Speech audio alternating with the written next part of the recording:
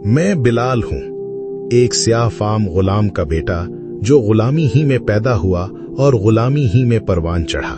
मेरी जिंदगी वही थी जो गुलामों की हुआ करती थी, बार बार खरीदे और बेचे जाना, जिल्लत सहना और हर वक्त कोढ़ों के इम्कान में जीना। शायद मेरी कहानी भी वही होती जो हजारों गुमनाम गुलामों की हुई अगर मक्का का एक ताजर उमैया एक दिन मुझे कत्ल करने का फैसला न करता। आज जब मैं अपनी जिंदगी के आखिरी अय्याम दमिश्क में गुजार रहा हूं तो उमैया का चेहरा माजी की धुंध में एक धब्बे की तरह दिखाई देता है। कभी वो धब्बा मेरी पूरी जिंदगी पर छाया हुआ था, उसके साए से कोई रोशनी, कोई उम्मीद मुझ तक नहीं पहुंच सकती थी। वो कभी पहाड़ की तरह मुझे कुचल देता, कभी बादल की गरज की तरह अचानक टूट पड़ता और कभी कोढ़ों की बारिश की तरह मेरी हस्ती को चीर डालता। गुलामों की जिंदगी में उतार चढ़ाव नहीं होते, उनकी सुबह और शाम एक ही डगर पर गुजरती है। अगर कोई हादसा आ जाए तो वो आखिरी साबित होता है, क्योंकि गुलाम जब टूटता है तो दोबारा नहीं जुड़ता। गुलामी दरअसल महज एक खाल है जो हर वक्त कोढ़ों के लिए तैयार रहती है।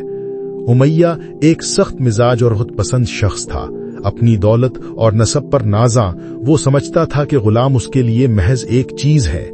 उसके नजदीक मेरा तारुफ सिर्फ ये था कि मैं उसका ज़रख़रीद गुलाम हूं और बस। गुलाम का काम सिर्फ इताअत है, वो जानता हो या ना जानता हो कि आका क्या चाहता है, उसकी जिम्मेदारी है कि हर हुक्म बजा रहे। अगर आवाज दे तो हाजिर हो, वरना उसकी गैर हाजिरी मौत के मुतरादिफ थी। मैं उमैया के साथ अरसा तक रहा। उसने मुझे बाजार से खरीदा और मेरा हर काम अपनी मर्जी के मुताबिक लिया। मैंने कभी उसको नुकसान नहीं पहुंचाया। उसकी सख्तियों को सहते हुए मेरी जिंदगी गुजरती रही, लेकिन उसके साथ साथ अल्लाह ने मुझे एक अजीम शहादत भी दी। मैं बिलाल वो गुलाम हूं जिसे 2 दहाइयों तक उस नबी सल्लल्लाहु अलैहि वसल्लम की कुर्बत नसीब हुई, जिनके अल्फाज में नूर था, जिनके आमाल में रहमत थी। जो कुछ उन्होंने फरमाया मैंने सुना, जो कुछ उन्होंने किया मैंने देखा। मक्का की फजा अपनी तपिश के बावजूद मुझे अजीज लगने लगी थी।